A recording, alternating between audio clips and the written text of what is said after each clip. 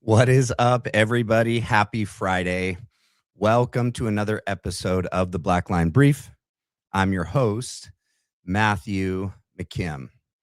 Well, as we get in and get settled, would everyone please do me a favor and please hit the like and subscribe? It's the best way to help the channel. We're still a growing channel, but we are a solid community.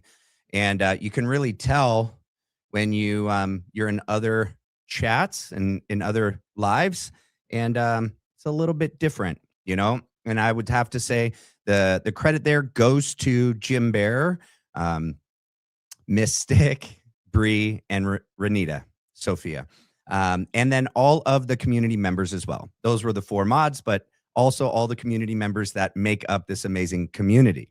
All right, couple of whatchamacallit, housekeeping. I gotta show this just to make it clear that we're allowed to show other videos and to comment on them. All right. And this one. All right. Got the fair use disclaimer. All right, YouTube, back up. All right. Well, next, let's get into it. Man, I had already shared my tab. I don't know why I took it away. Hopefully, you guys like the thumbnail that we have going on tonight. And the reason why I thought of it was because I definitely think that everything Charlie was told by Erika, by others about Erika, is one of the biggest lies, right? And yeah, so I just personally believe that he was a smart guy, but definitely was conned. And I think his weakness was his lack of experience with the ladies. All right. I wanna play this because then I'm gonna compare this to Carrie Prejean Bowler, who, you know, I didn't know that she had competed for Miss something, one of the states. I think we'll hear. She did an interview with Tucker. We're gonna get into a lot of different things tonight. It's gonna be a fun Friday. All right, it's gonna be a fun Friday. It's gonna be active, engaging. Waiting for Blake. I don't know if any of you guys were in his live earlier. He had some issues with the sound early on, and then out of nowhere at the end, it just cut him off, and then it made his video private. And now he's going to do another live at 7, and I'm trying to see what he's doing. Hopefully he gets back to me. Maybe we join him. If not, it's all good. I got a lot of stuff that we can continue to do just us. All right, but let's play this, and then we'll look at what Carrie Prejean Bowler kind of experienced. And yeah, all right, watch it and you'll see what I mean when we get there, okay?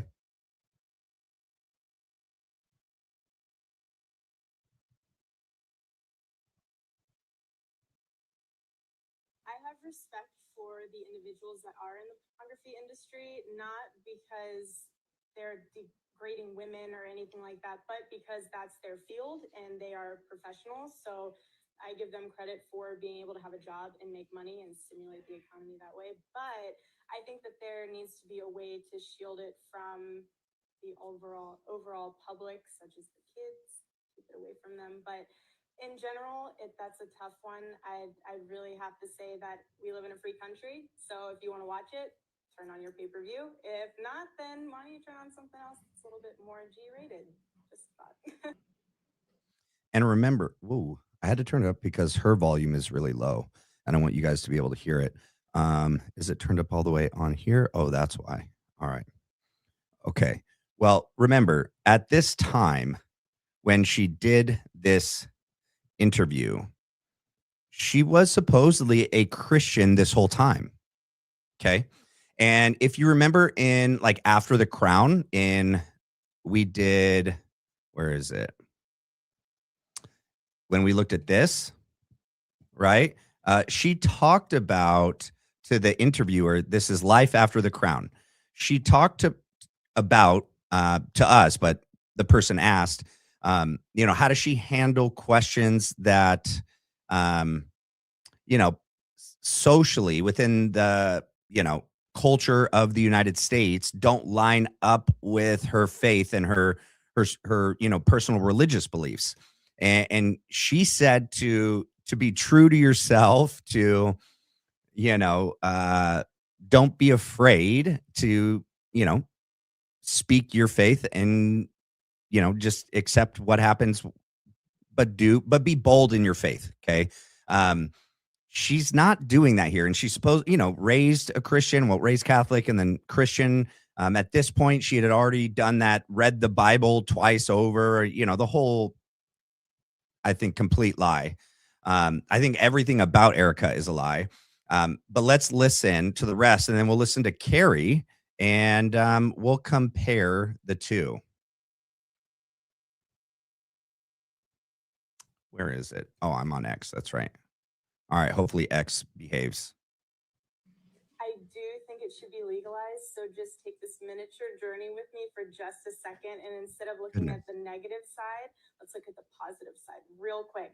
After watching several documentaries, I do think it should be legalized because it not only has some remedies to some modern day medicines that we use, but it also can be taxed so we can get some extra stimulus money, just a thought. And on top of that, I think that as our country is evolving and things are happening around the world, we All right. So sorry, I do have to turn the volume up and down as I go back and forth.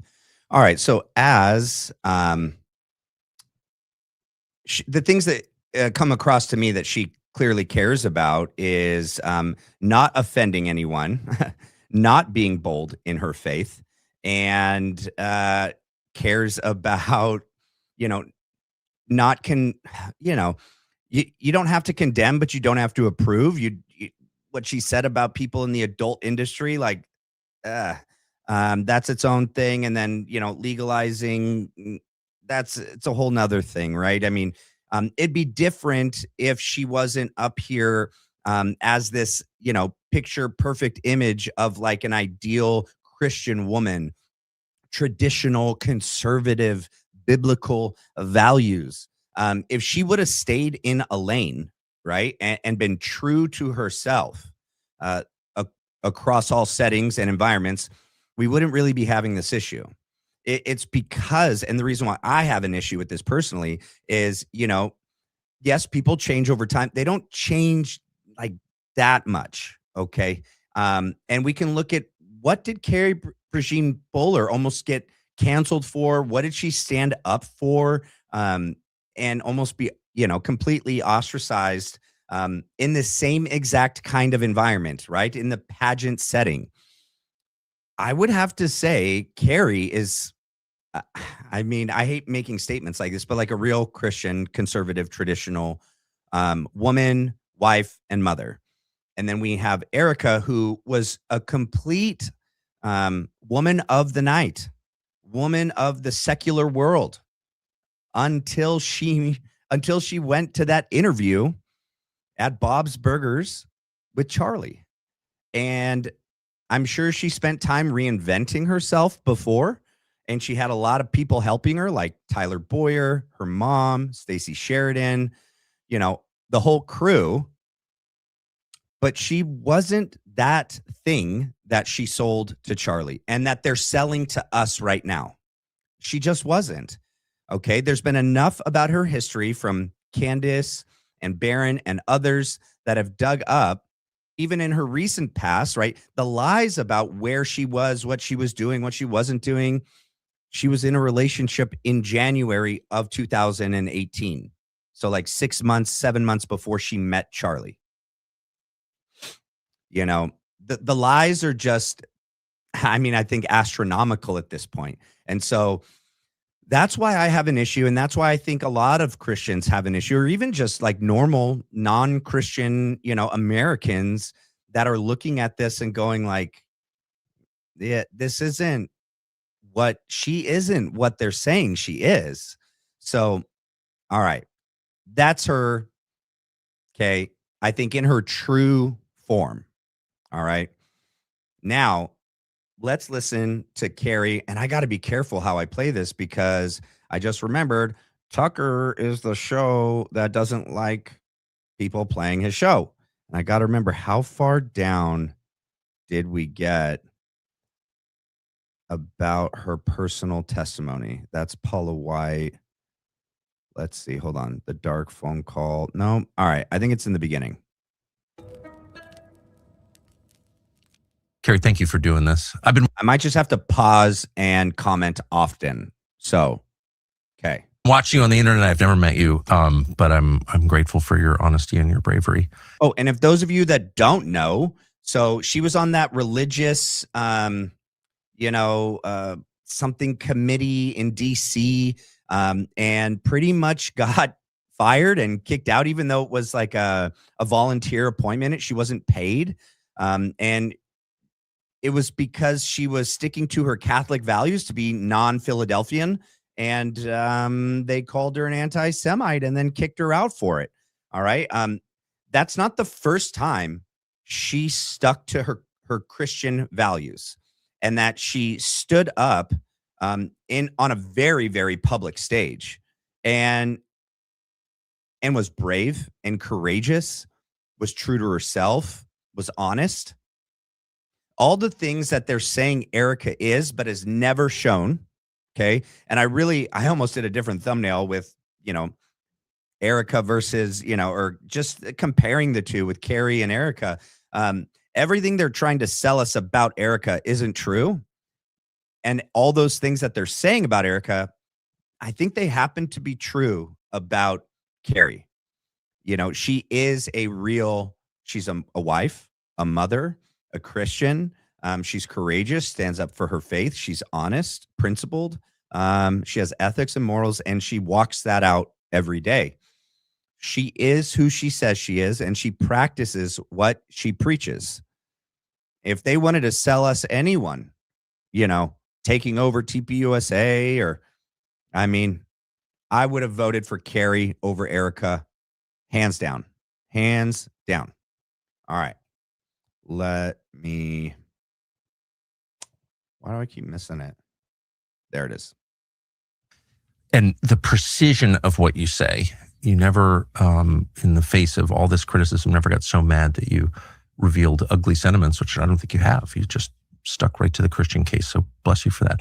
Thank you. How did you get involved in the President's Religious Liberty Commission? What is it, and how did you become a member of it?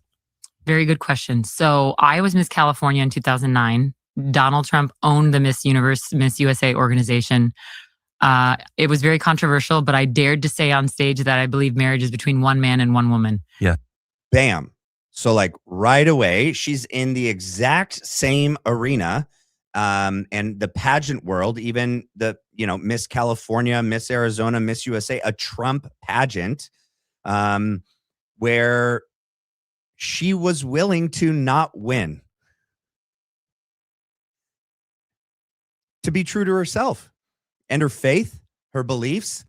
To her, it wasn't worth winning if it meant lying and compromising her beliefs. Think about that. We just played the video of Erika. Those two things she said do not, match up with traditional Christian conservative values. The second one about legalizing, that's I think a whole separate thing, because you look at the history of the classification of what's illegal, what's not illegal, and what it's done to certain communities by classifying, that substance as illegal and, putting people in prison. That's a whole nother thing. I'm really not even focused on that one. It's the first one, the P word, the adult industry world that she was kind of like, oh, it's totally fine. It's totally okay. Nah.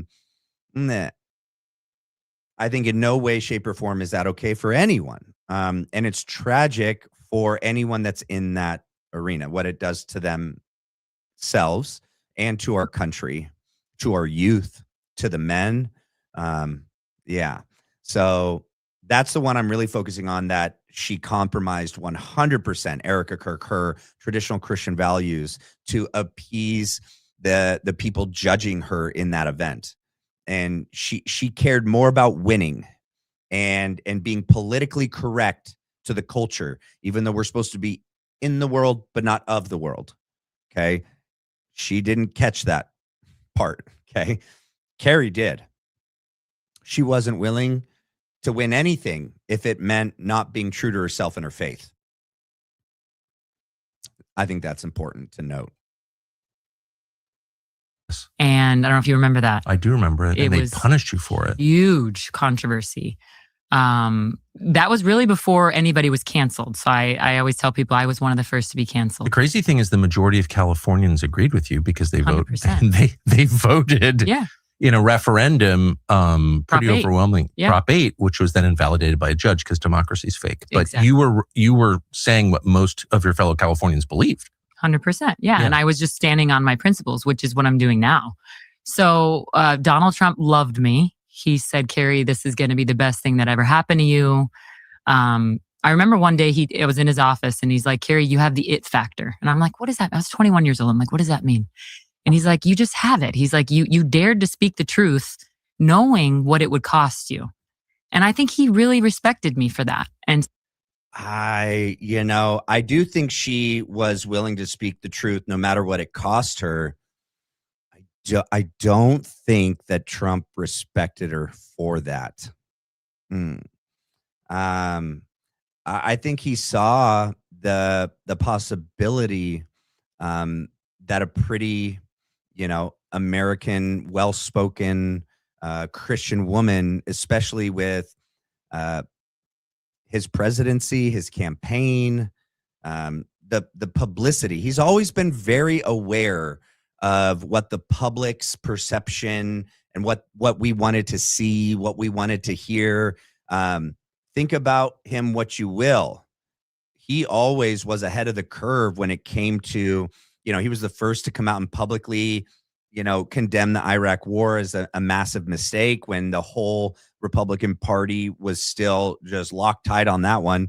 I don't think that he respected her for it. I think he saw an opportunity in her, a publicity opportunity, because in the end, he sided with Paula White. Okay. And you want to know if Trump's a real Christian? He's not. He's just not. He's not, you guys. You want proof?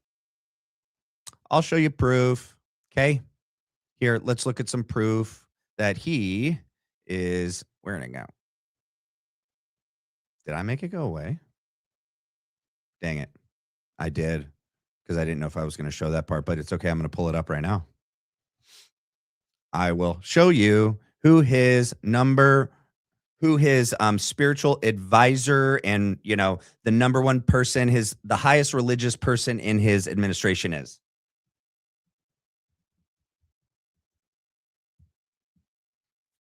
Okay. And I think we've seen her before. But why don't angels are being released right now? Why don't we just refresh our memory a bit?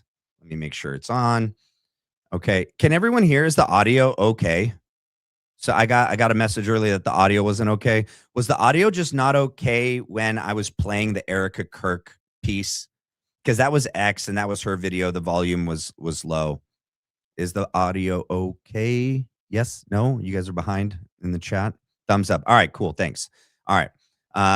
Didn't Trump convert? What? Because they said Trump is the first Jewish president. I mean, I think that they're just saying that because what he's doing for all of them, and that he's totally bought and paid for by them. But no, officially he did not convert. Officially, this is his spiritual advisor and the head Christian person in the Trump administration. Angels are being dispatched right now. Hamanda aka ata raka teda baka sanda ata ambo osa tata rite eke banda ata rike didi ashata. For angels have even been dispatched from Africa right now. Africa right now. Africa right now. From Africa right now. Angels are being This lady is nuts. Okay. Evil. She does another one where she's like, I need $100,000 right now. If you can't give $100,000, give $10,000. If you can't give $10,000, give $1,000. If you can't give $1,000, give $100. If you can't give $100, give $10 and give $10. And I mean, it's just, oh my goodness. And there's another one where she's like, I'm not going to lay my hands on you until you pay me money. Like, what? She's like, make it payable to Paula White Ministries. Chain. It's so disgusting. Like, everything that's wrong with the Protestant church in America is that right there. Joel Osteen, all these mega church pastors, the thing that she has in common with Trump, they love money, power, and influence. Money, power, influence. That's their common, thread. And I would say that's kind of the common thread with everyone in that administration right now. It's just disgusting. It's disgusting. And so Paula White is the reason that Carrie got kicked out. Okay. Yeah, she is. So I can skip ahead to that part of it. And we'll go right to the Paula White right there. Personal opinion. Okay, so now I'm sorry to keep interrupting this amazing narrative, but for people who don't follow this, who is Paula White? Paula White is Trump's pastor. Okay. That's who he picked as his pastor. And she's a pastor? That's her official position? She's a pastor? I don't believe women can be pastors, but right. Who am I? I'm just some dumb mom in California. So is she a Christian pastor, Paula She's a White? Christian Zionist evangelical heretic, in my opinion. 100%. You get the green coin. You got it. That's what it is. Okay. But yeah, she's Trump's, she runs the White House, the faith office, White House position. And she's on the Religious Liberty Commission with me and very involved in all things Bibi Netanyahu. And so I got a call from... How would you rate her authority as a Christian leader? Oh, I don't take her serious at all. Nope. I don't think she's a Christian leader. I think she's a crazy person, honestly. Yeah. I think she's a heretic. Yes. I think... Do we need to see another clip? Do you not believe us when we tell you that this lady is straight up evil? She has only one thing and one thing only that she cares about. Let's see. Where's the one where she's like, give me money? All right. Well, I mean, let's give this one a shot. Okay. I mean, honestly, I bet I could just, it's like you could close your eyes, spin in a circle, and you have pictures of all the different videos she does. You could just throw a dart at one, and I guarantee you, she's going to say something heretical and insane and blasphemous, like guaranteed. So it's like, it doesn't really matter which one I pick. They're all going to be insane because she is insane. It's nuts. And this is who is advising Trump. What? And some Christians are still like Trump can do no wrong. Trump is the one, glossing over Erika Kirk and like putting her up and all. Like, these are the people. They're all together. Christians, wake up. We're being led by a bunch of sickos. They don't care about us. They don't care about God. They don't care about our country.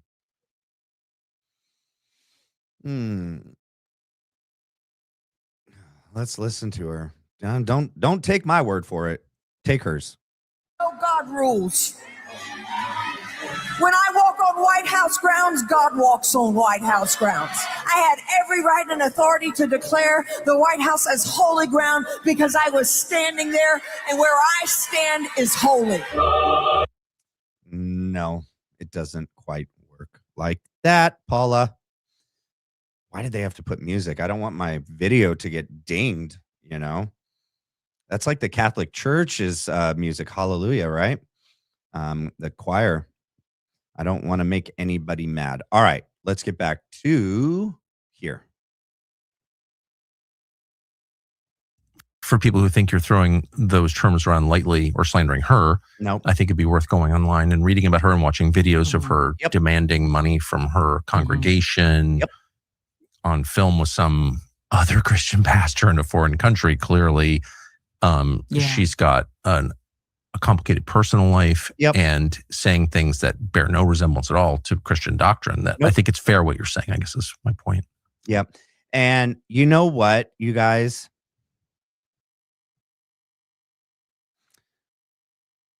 Tucker is very balanced. He's very reasonable. He's not an extreme person. He doesn't deal in like insane absolutes. He is, I think, just a shining star of a person, an American, that's a Christian sticking up for American Christian values. The same thing that Charlie was doing. The same thing that Charlie was murdered for. Make no mistake, they would take out Tucker if they could. I think the only difference is Tucker wasn't the head of the new future Republican Party. Okay? Many people have said it, right? And it almost looks like they're deliberately ruining the MAGA, the American First movement. Like Trump and his, they don't care at all to follow through with any of their promises to us, their campaign promises. Not one. Okay. And you know what? It may make a lot of Christian Republicans not vote. You know, I know that it's turning a lot of people off. And I debate because on whether or not to even go that route, because it's almost like if the left and the right, these ruling, political parties and the people in them are one, and there's a uniparty, and it's just all of them together, and the whole left versus, it's all fake. They all hang out at each other's homes. They go together. They're friends. Okay. Look at Trump defend Hillary and Bill. They're friends. That means they love swinging our country from the left to the right because it throws us, the actual citizens, in this gnarly swing back and forth as our country to us conservative Republicans, it seems like it's swinging more our way when we have a Republican Christian president, but really not. I mean, in certain ways it is, but not in any meaningful, lasting legislation or change. It doesn't ever come to fruition. But at least like during this 4 years, it seems like our country in some ways is back. Definitely not in this one. I mean, look, everything. But I mean, but from the left's point of view, when a conservative Republican is in the White House, it's their administration, it's like what we felt under Biden and Harris. Like, they're ruining our country. Okay. That's what it feels like to them right now. 100%. Okay. And everything they're doing with Erika Kirk and TPUSA in schools, it's almost like what we thought, it felt like they were doing with the LGBTQ and reading of the books and changing all that stuff inside of our kids' schools. And they're doing it because what it does is we end up they know that because we never come in contact with any of them. We end up hating each other, right? Because these parties represent part of our, our image, who we are, right? We are conservative Christian Republicans. We are, liberals who are, democratic liberals for, civil rights and for, the disenfranchised, right? Like, both of us believe, and I'm not talking about like the really gnarly, like far left, Antifa extremists, and the far right, like the proud, whatever, the whatever is on the far right, crazy. The majority of just left of center, just right of center is like a good majority of America. And most of us are pretty similar on a lot of things. Obviously not on like, pro-life and, pro-choice and those things. I get it. Yeah, we're different on those. But it doesn't get us hating them. It gets us hating each other. And what it does is it divides us even more. And then we buy into the left versus right even more. Because every time we have, our candidate in the White House, we're like, oh, we're winning. We're getting our country back. And then it like slips. And then it's like, oh no, we're losing it. Everything, it's all going down. Titanic. And it feels like that for them right now. And then it's going to feel like that for us, right? Because I don't know. It seems like they're willingly doing all this and they don't give a but what is going to happen. A lot of people are not going to vote. A lot of us aren't going to vote. I mean, I'll vote just because I think that they want us to not turn out and vote. That's why everyone's talking about like, oh, we're going to lose the midterms on the primaries and we're going to lose in 2028. The only way we lose in 2028 is if they actually try to float us a JD Vance, Erika Kirk ticket. And if they do that, I know for a fact they don't want them to win because no one's voting for them. I mean, no one with a brain, and so I just wonder what's really going on because it's not the left and the right. It's fake. And the people in those positions, they're fake. And this whole thing, it's fake. So what are they trying to do? They want us to be more divided. They want us to hate each other. They want chaos, because then we can't focus all of our energy on them. And there is so much we need. The swamp never got drained. No one ever got prosecuted. Nothing has happened. Okay. And this whole thing with, Philly and Iran is just like, oh my goodness, dude. But I think we have to stick together as a country as a whole, not just, yes, as conservative Republican Christians, but just as just decent Americans that should care about everyone here that's an American citizen, that cares about the future of this country. Like we have that in common. Those that do care about the future of this country, care about our kids. So, and Paula White and Donald Trump and all of them, they don't care at all. They're all isolated and insulated from reality, from all of us, right? They have their private airports, their private jets, their private cars, their private drivers. They have people go get their groceries. They never really come in. That's why Trump can be so out of touch with everything. They don't come in contact with normal, everyday Americans.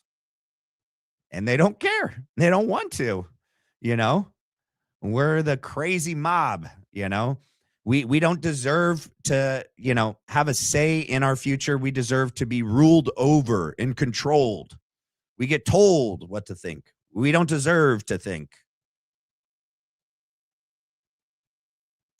There it is. Yeah. So I got a call from the White House, Mary Sproles, another Mary. And I looked her up. From Presidential Personnel Office. Yes, PPO office. Yeah. I got a call in August, shortly after that phone call with the other Mary. And I'll never forget it.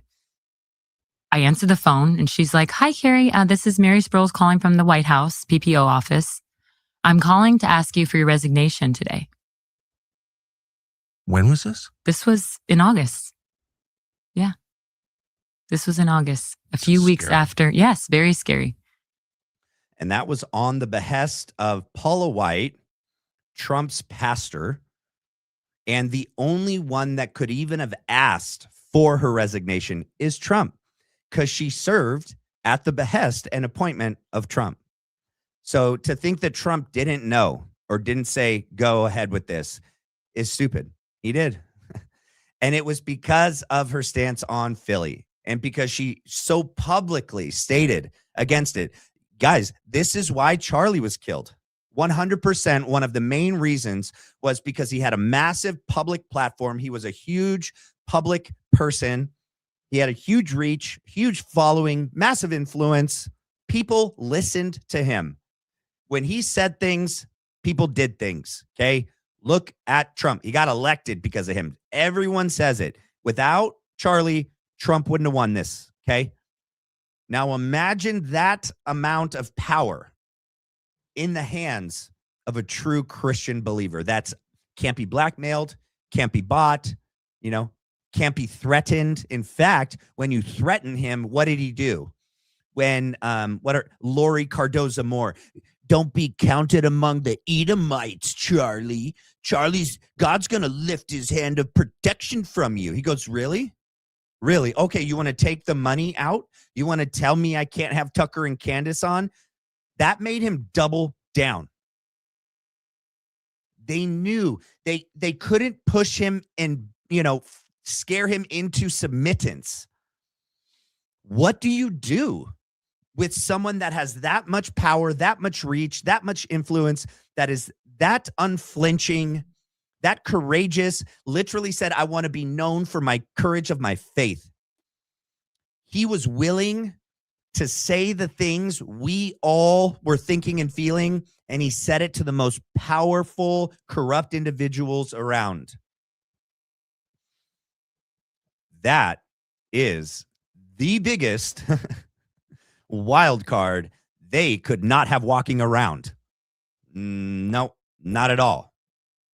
Not with so much of the future one world government that they looking to create, the Pax Judaica, okay? You go look at that one, I don't know, have you guys seen this guy on YouTube? Let me go to my history real quick, and I can show you. Everyone should start following this guy and listening to this professor speak on YouTube, all right? Let me find him. He is, I see him a lot on X, but I did just subscribe to him on YouTube as well. Man, when I pull up so many videos to, find stuff to cover, it makes my history just so clogged with, oh my goodness, what is his name? Where did he go? Okay, well, James Lee also covered him. Dang it. You know what? What if I go in here and I go to my subscriptions and let's see. And yes, I subscribe to people we don't like. It's so that I can see what they're doing and what they're saying. And I'll show you why, because we're gonna look at one today. Where is he? It's like Professor or Doctor. Oh my goodness. If I don't find it right now, I'll come back with it. Or if you guys know who I'm talking about in the chat. I mean, he's all over. I did just add him. Bing, bing, bing, bing, bing. All right, I can't find it. I'm not going to waste time doing that. I'm not going to do that to you guys. All right. But he is someone to listen to. And when I find it, I'll show you guys. Does someone know who I'm talking about? Yeah, the Chinese professor. Yeah, dear Diana. Yes. Yes, that's who I'm talking about. I don't know his name. Oh, you know what? You know where it is as well? It's on here that I can show you guys. Man, too many tabs. Too many things going on. I need to exit out of this first before I make it big. I don't want to jump scare you. Let's see where he is. He's in one of my most recent ones. Benji's eyebrows. He cracks me up, man. And then I have a lot of Blake stuff. What the heck? It must be from like days ago when I was watching him. Oh, don't mind that. Hopefully that doesn't. All right, never mind. But yes, the Chinese guy. That's who I'm talking about. Okay. The Chinese professor. He talks about the whole reason why, Philly is doing this, right? They wanted us out of the Middle East. They want all of our bases out of there. They don't want to have to come through us when they want to bomb, when they want to take land. They want to be the ones that control the Middle East. And they also believe that they are fulfilling biblical prophecy. Okay. Let's see. Did you guys write in there? Yeah, Yang. Yeah, I think it's Professor Yang. Yeah, Jiang. Yes. Watch his stuff. What a smart guy. And James Lee on 5149 has played a lot of his videos. He's actually gone like viral. Like a lot of people are playing this because he's saying stuff that we're all thinking, and he's like dropping receipts, like straight up educational receipts. All right. I'm going to show you this. This is the briefcase kid from UVU, but first I want to show you guys something. Where is it? Okay. And it's important, and I'll explain why. All right. So don't get mad. All right. There is a lot of stuff happening online right now with different content creators, okay, that are supposedly all looking into what happened to Charlie Kirk. However, there's a group of them that are all working together and they are working, they say it, and I'll show you. They have each other's numbers. They're calling each other. They're texting each other. They are coordinated in this Charlie is alive theory. Okay. And that TPUSA and Erika Kirk are good people, and that they had nothing to do with this assassination, and that Charlie's alive and he is, running this whole psyop. Okay. All of which there is no real proof for at all. It takes way more of a conspiracy to believe this theory than to believe, when you look at Charlie's life in the years and months leading up to his assassination, what he was doing publicly with Philly, Iran, TPUSA, okay, his faith, everything. And then you look at who was that even? Brett Weinstein talked about it on the Tucker Carlson show, that he found it very, very suspicious, like mafia, when BB came out. No one forced him and was like, Philly had nothing to do with it. And a lot of smart people that know Charlie and that knew what was going on in his life were like, yeah, I think they had something to do with it. Definitely now. No one else did that video. Okay. It takes way less of a conspiracy to believe that these individuals that all have known each other, their families are connected, they all are deeply connected to government and to politics and to Trump and to pro-Philly. Okay. And Charlie was leaving all of that fast, that they took him out. That takes way less of a leap of faith than to believe that all this circumstantial stuff surrounding Charlie and his life in the days and weeks and months leading up to his assassination, and then everything TPUSA, Andrew Colvett, Blake Neff, Mikey McCoy, Erika Kirk has tried to say Charlie's stance on Philly, Charlie's stance on the war, Charlie's stance on Gaza. They've literally tried to lie and say he wasn't converting to Catholicism, that he was pro-Philly to the end. All of these other things that the people in the, Charlie's alive camp, they don't talk about because it doesn't fit their narrative at all.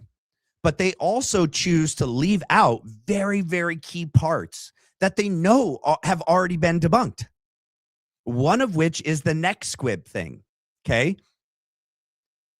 What Jesse does here today is very dishonest. I wasn't even going to show. This came out just minutes before I was putting together the show, and it's important because last night, two other people, content creators, stooped to a new low. Okay, and I'll show you. All right, and all of these people are on a united front. Many of them have threatened me and Blake. Okay. And Blake's not attacking Candace, okay? He has questions and concerns. He has more of an inside track with Candace than I think any of us do. Candace and Gary at Paramount Tactical are the only two that have a direct line to TPUSA and Andrew Colvett and Erika Kirk. And yesterday, I even said it on my show yesterday, I was bothered that what ended up being released, okay, wasn't what it was cracked up to be. And it wasn't the full clip either. All right. And If you go on X and you follow Blake, somebody in his chat today was like, she doesn't have the video, you idiot. She was, recording a screen. Da, da, da. No. Go back to her show. She has the clip. She has the full clip. Okay. Blake showed it. He's got the receipt. Okay. She says it on one of her shows. I don't know which one because there's hundreds of shows. Okay. Go to his X, go on his X feed, go back and you'll see it. She says it. All right. I don't know why. Okay. Many good people, even my wife was like, she's got a good reason for doing what she's doing. Okay. I can grant her that. All right. Because the last thing I want to believe is that Candace in any way has anything to do with anything negative regarding Charlie Kirk. I don't want to believe that.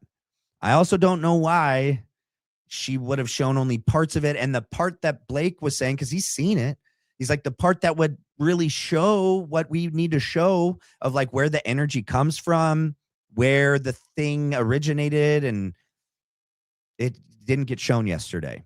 Right. And then, yeah. So, okay. So we have Candace, we have Baron, we have Coach, Ian, and we have Blake, myself, and I'm very small. So I'm nobody. Nobody knows who I am. And that's fine. Okay. I have a channel and we're here. So, I mean, I'm going to put my name out there. This is what I believe, that Charlie was assassinated and that the people involved, and this is my opinion, are Philly, the government, the military, Erika Kirk and TPUSA and his security team, and everyone else that's benefited the most and completely changed everything that Charlie was doing and saying before September 10th, now after.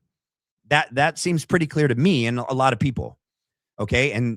But Jesse himself and others, they are trying to exonerate TPUSA, Erika Kirk, by their own admission. Jesse said that. I don't know other people's motives, but they're aligned with Jesse. They're communicating with Jesse. They're friends with Jesse.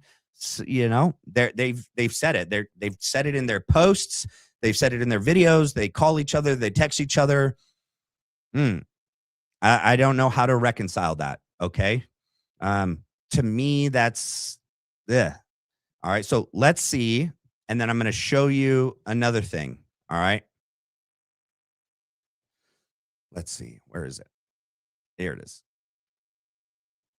A bunch of images from that day at UVU, and thank you to the fair use law. There's no copyright on me showing this because I'm giving commentary. And so right out of the gate, the one that jumps right off the page is that one. And I showed you what website it's on, just so you know I did not doctor this. That seems to be the side of the neck that Charlie was shot on. And unless I am confused, that does look like there is a big part of the neck that is, I don't know, looks kind of big, Nope, because Blake and I both have messaged Jesse, and we posted it on X. I've talked about it many times. I've shown it in videos and in photos. Charlie had a tick, and he would, on his left side, which is his left side, he had this tick that literally happened every couple seconds, 15, 20 seconds or less, depending on the stress.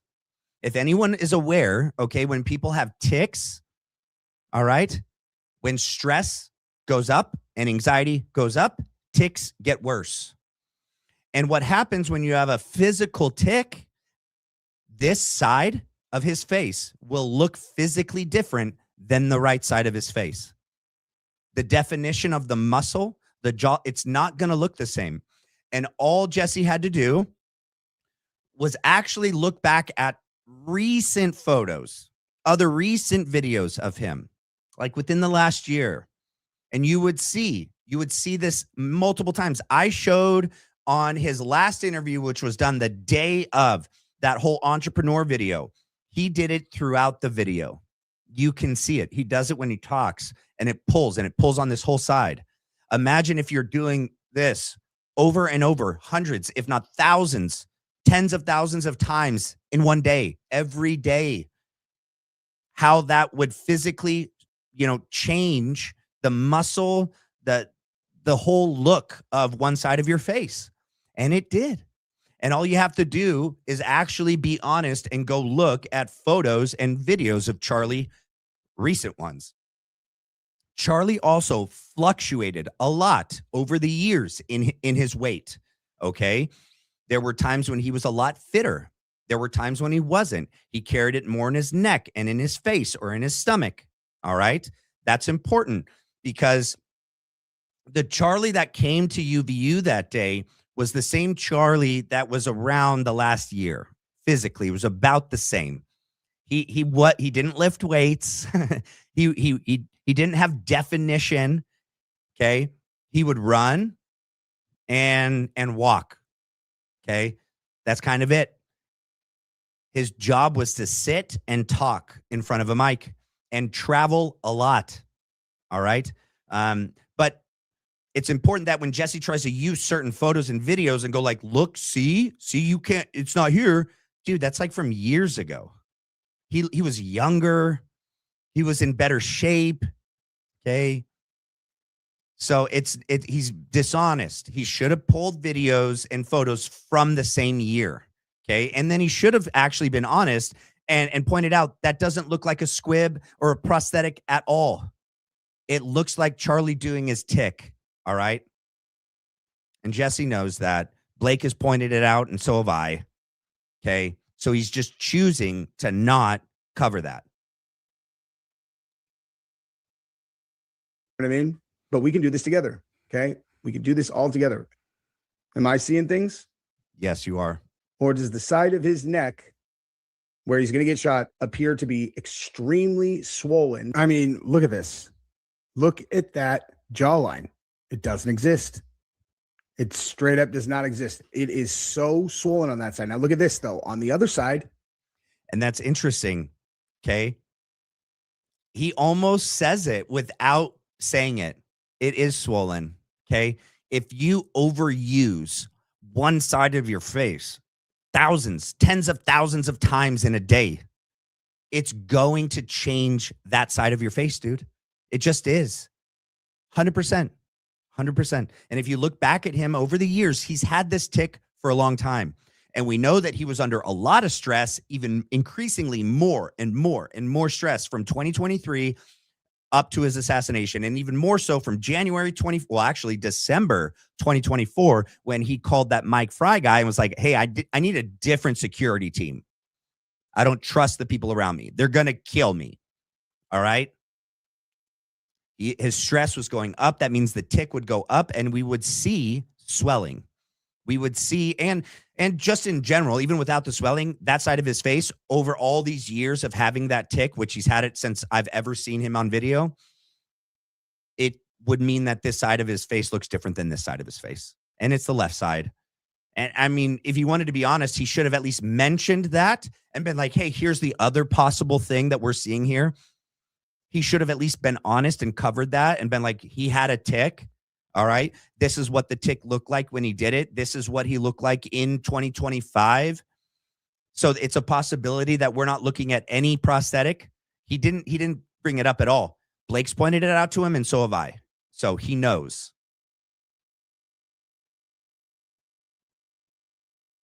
Very strong jawline. No indication of a grapefruit under his skin. Look at them compared. Do you see his lip, you guys? How can he not even mention that this bottom left lip is pulling? It pulls, and it pulls on this side of his neck. So much so, look at this part of his neck that goes into his shoulder. And right here, it strains this whole side of his face and neck when he smiles. The fact that he doesn't even point that out is so intellectually dishonest. Seems to be something over there. Look, but only on the left side. Yes, Jesse, because he only has a tick on the left side. See his lip? See how his left side droops down? See how his chin droops down? And you see the bulge that's there? That's because of his tick, dude. One side. And that happens to be the side that he is going to get shot in. Last one. And it happened to be the side that he has a tick.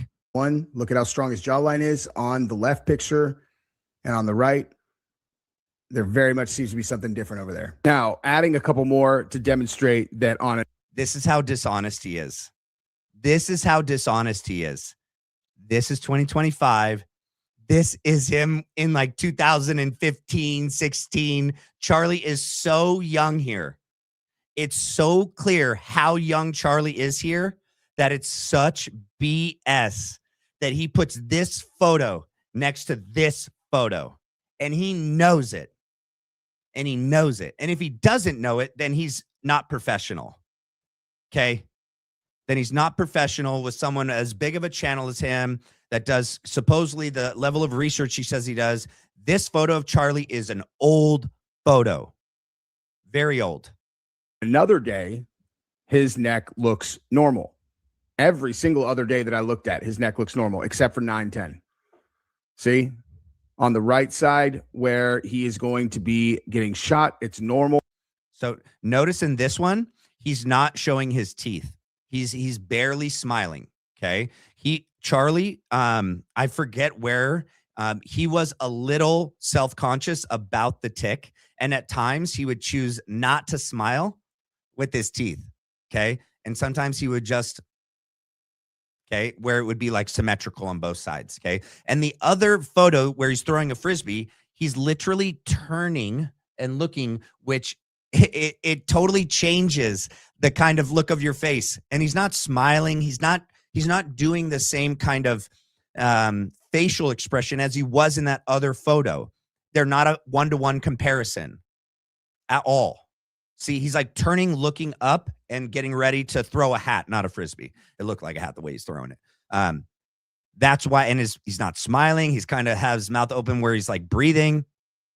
And here he's not smiling with his teeth showing at all. It's not a one-to-one, and it's dishonest. Every other day. And then when you compare it here, on the left side, totally normal. And it's not one. Okay, I don't think he meant to say that because Charlie's left side is the side that he gets assassinated on. All right, that's the Charlie's left side is the side with the tick. Charlie's right side is the side that he's never had a tick. He has never had a tick on his right side, not ever in his life. But as far as I know, since he's ever been a public figure, from the oldest photos and videos I've seen, he always has that tick on his left side that pulls down his lip down and this part of his chin and neck on his left side and into his neck and like chest and shoulder. Because you could see, like, I don't know if it's like tendons or muscles or something that pulls when he does it. Picture, it's all of the pictures. Every single picture that I looked at from 9. Yep, because it's all the same day. Okay, number one. And so it's all the same moment of Charlie. All right. And he is in most of these showing his teeth in almost all of them. Here you see his lip droop. So here you see his lip droop. It's going to be swollen or just, it's not going to look the same as the right side. Here it doesn't look as prominent because he's looking up. But it's not even so bad that, I mean, that you would even like be like, oh, there's a prosthetic there. No, it's because of his tick, dude. That's 9/10. The right side of Now- his face and neck are crazy, All right. crazy swollen. Maybe. Or who knows? Maybe as he's getting older, fat deposits were moving to one side of his neck and face and not the other. Now, No, that was your opportunity to be an honest person and say that he had a tick, all right? Not to take a little jab at him that he had fat deposits because you know you're about to play a video of the dude that just came out with Kelly Rabin yesterday and said that Charlie was wearing a fat suit on September 10th. Yeah, I don't know if you guys watched that last night. I'll show you a little bit. Okay, this guy, Jordan, hasn't recreated anything, all right? This is important to me. It is because it attacks Charlie, all right? It attacks Charlie's honesty, integrity, his Christian principles and values, and the kind of person he was, okay? And it seeks to get us all to stop looking at Erika and TPUSA. That it couldn't be more clear. And I'm going to show you things that this kid does. He is not an honest person. Okay, Jordan. Let's go ahead and watch Jordan. Now, Jordan has done incredible work, but I'm going to skip forward because there's. So they're all shouting out each other. All right. They're all giving each other leg ups. They're all helping each other. Jordan hasn't recreated anything. Okay. He hasn't, like more pressing. He hasn't done amazing work. All Jordan has done is blow a puff of air and make the shirt move. Just like move. That's it. Okay. And the reason why that's important to note, and Jordan also on the night where John Bray was with Kelly and Blake, Jordan's attacking John and Blake in the chat and texting and messaging Kelly, and they're like trying to work together. And Kelly got mad because John and Blake stood their ground and literally just said what they believed in. I just think the ideas are better, and the ideas won, and the community saw that. Okay. All Jordan has been able to recreate is shirt movement. All right. And not even similar, not identical. All right. The shirt needs to move a lot more. We need to see a puff of gas, like the white gas that escapes from the back of the collar, and they can't break the necklace. With this over pressurization event that Jordan is using with, like, I don't know, some, you know, in the beginning was like a paintball gun. They couldn't break the necklace. So they moved from the clasp, and I showed you guys the clasp the other day in a video that Charlie had. The clasp that Charlie had in his necklace was an intense clasp. And on September 10th, Charlie's necklace didn't break at the clasp. It broke in the middle of the chain. Okay. And it broke in the middle of the chain because of how great the force was acted upon him on the chain from, I don't know yet. It's either something on the necklace, like the cross and the St. Michael pendant, and or either both had some sort of explosive shape charge on it, or just the mic. Not quite sure. We know that all the weird stuff happened under the shirt. All right. And all the energy, it's all under the shirt. And so the only two things we can point to at this time is the mic and the necklace. But the necklace, Jordan hasn't been able, they've moved to a magnetic clasp so that when they do the puff of smoke, it can, you know, unmagnetize, it comes apart, but he can't get it to fly up over his head. He cannot recreate the entire event, which would need to be done with just a puff of overpressurization of air, which they haven't done. And so they're being dishonest when they're saying that he's done this, you know, yeoman's work. He's done such great work. Right this second that I want everybody to see right behind what we just looked at. Right there. Okay. How big is that hose? Just look at the size of that hose and burn it into your brain. Mike McAsh was basically. Yeah, and this is where he tries to say this is this guy. They're not the same. Look at the freaking nose, dude. It's not the same guy. This is Butch Hibbs, Jack Hibbs' brother. This is a Hollywood makeup artist. All right. The other thing is they're trying to say that tube that Jordan was just holding. Here, let me show you all that he recreates is right here. Just did this at his house with a paintball gun. Yep. It's not even near the same. Not even close to the same.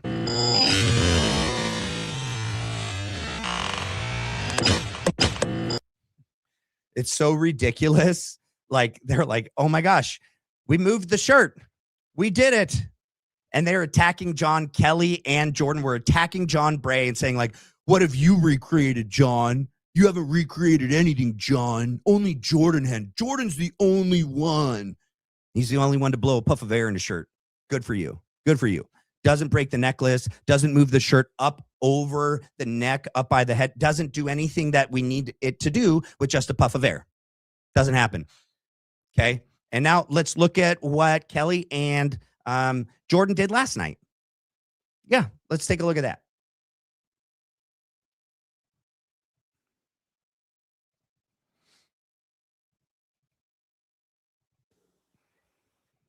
And it seems like a very strong support for faked death because. I mean, did they compress him or? Ooh, I don't want to show too much of that. Um, let's see. I believe, I haven't had a chance to go back and pull this clip yet, but I believe that he said that he didn't even take his pulse or attempt CPR when he was when they were in the vehicle. All right, I don't need to play too much. They play the video a lot and it goes back and forth and it shows a lot of blood. The title of the video is Was Charlie what was on Charlie's belly? And they say that Charlie was wearing a fat suit. Once again, they're being very dishonest. They're saying that the way Charlie was bent, if you want to go on X and you can see it, Blake Bednards plays a very clear version of it. And one of the things that they try to claim as like proof that there was something wrong with Charlie's belly and it was fake, he has burns on the left bottom side of his tummy, like below to the left of his belly button, which in my opinion looks like, you know, it could have been something from something exploding, right, under his shirt. All right. But Charlie wasn't in amazing shape on that day. He had love handles. Okay. And then if you go on X, you can see that all the guys that pick Charlie up, they lift him up. His shirt pulls all the way up. So you can see that there's no tube. All right. There's no tube under his shirt. No tube that pumps to the squib for the blood, and no tube to move the shirt. No puff of air. There's nothing. You can see his whole tummy and you can see his back. And they're using this whole like he was wearing a prosthetic, you know, fake tummy, because that's where they hid the tubing. Because once Blake posted that, Blake and I both were like, this shuts it down. There's nowhere for the tube. So then they had to get together and come up with some BS narrative. Well, that's where the tubes are now. They're inside the fake tummy. No, he's not wearing a fake tummy, dude. And so when they pull up with this, the security guards pull him up by the pants, pull him up by the shirt. He kind of bends. Charlie kind of bends a little bit, and his pants start to get pulled off of his bottom.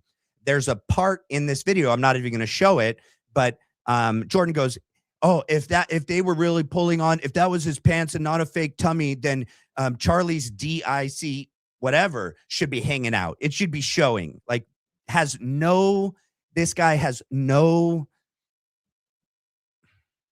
decency at all. And all of these people are helping each other. None of them have the decency. All right. Because I can show you, I think a better one just to show that doesn't really show anything bad would be if I go back one. And where is just the short of his reaction? Oh, I think that's on X, huh?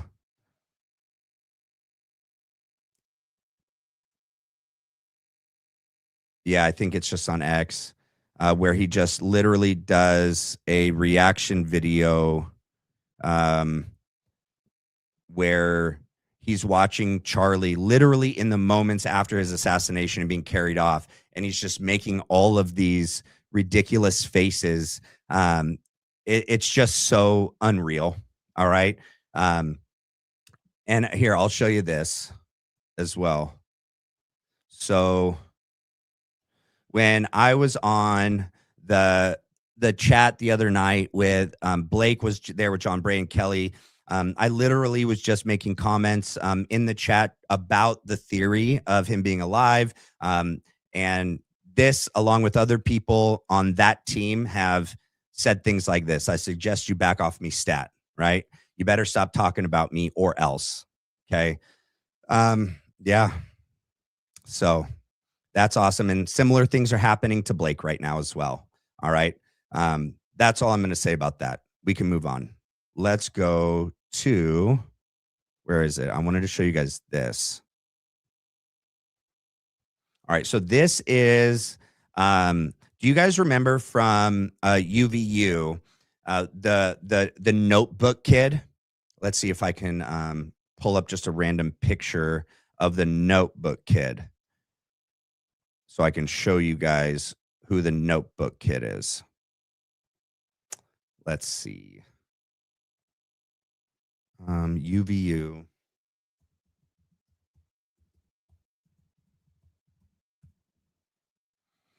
Maybe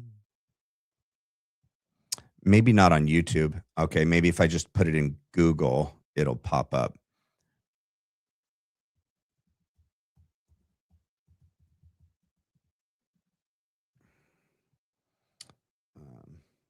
No, oh my goodness.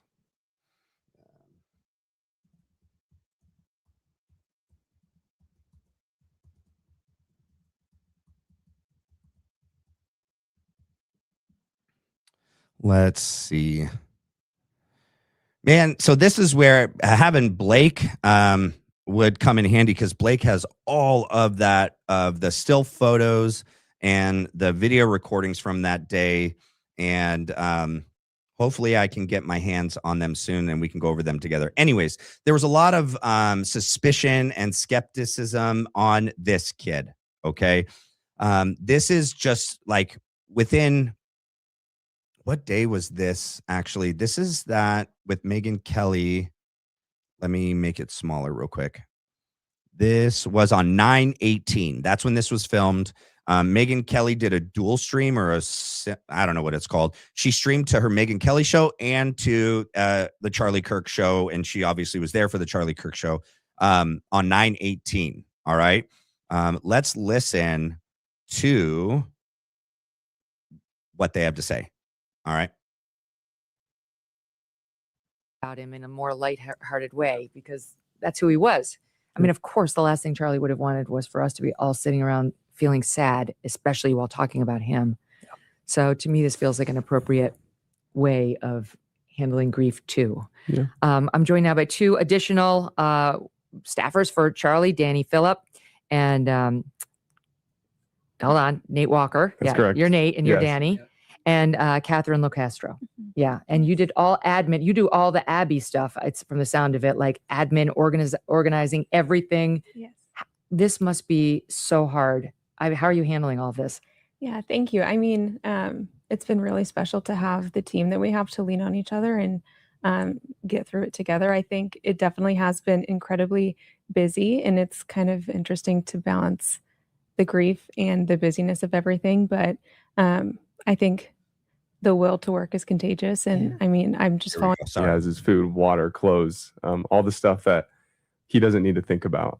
Everyone occupied in a way that I think is good and is. So this kid, the binder kid, was Charlie's like personal assistant, which is interesting because I thought that's what Tracy Martin's daughter. Well, I mean, she was Erika Kirk's personal assistant, but supposedly was kind of given to Charlie at different times. Well, this kid, listen to what he says. Like productive. So Nate, tell us what you did for Charlie. Yeah, I was Charlie's executive assistant. The day-to-day Charlie, make sure he has his food, water, clothes, all the stuff that he doesn't need to think about. I would do for him. And clothes. How'd you do clothes? Yeah, you figure that out. It was difficult, not the easiest job. We have the clothes. So I'd like to ask Tracy and Erika then, what was the need for her daughter, for Erika to send Tracy's daughter to help Charlie at all? He has an executive assistant that does all of his day-to-day stuff.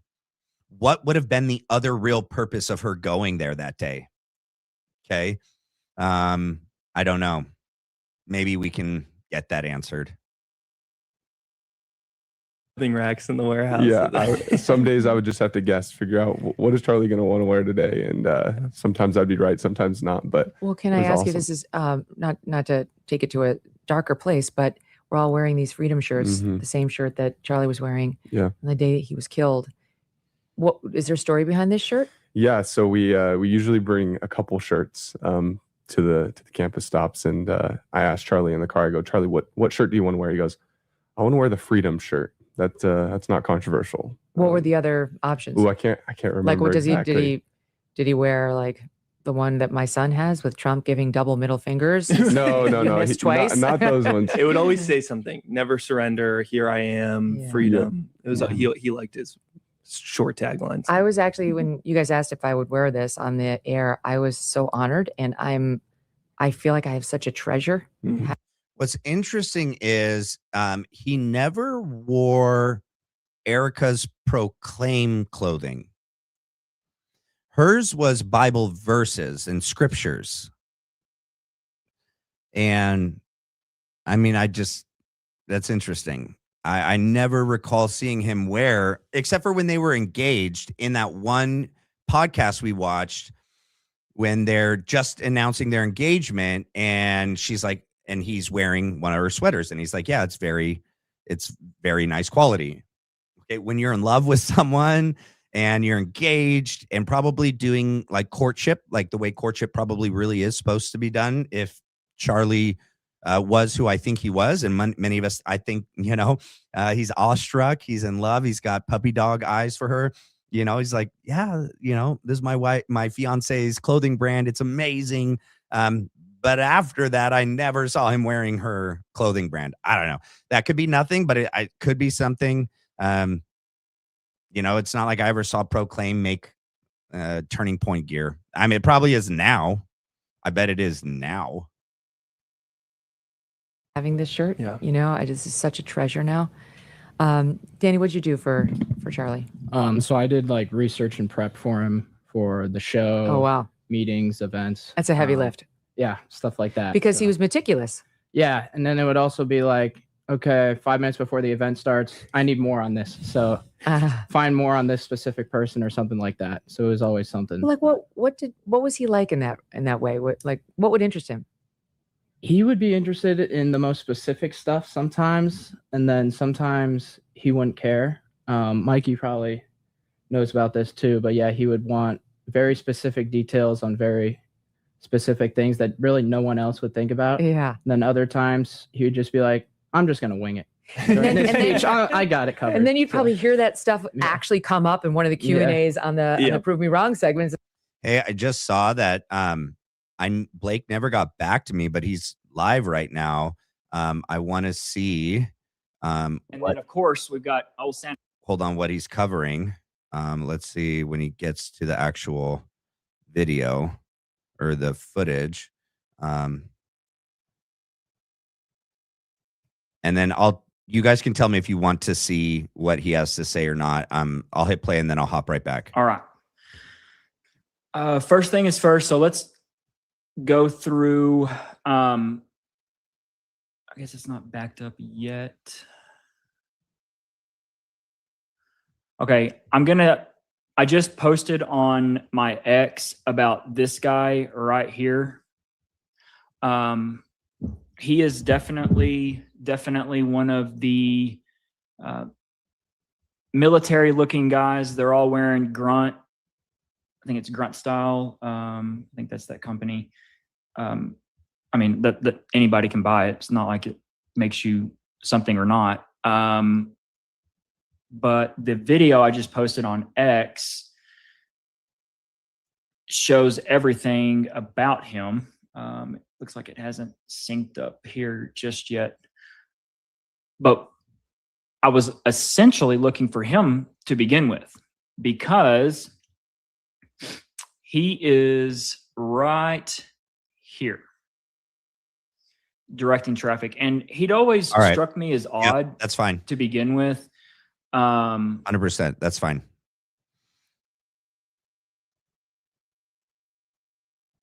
They're like, oh, wait a minute. Actually, he needed that. Yeah. Right?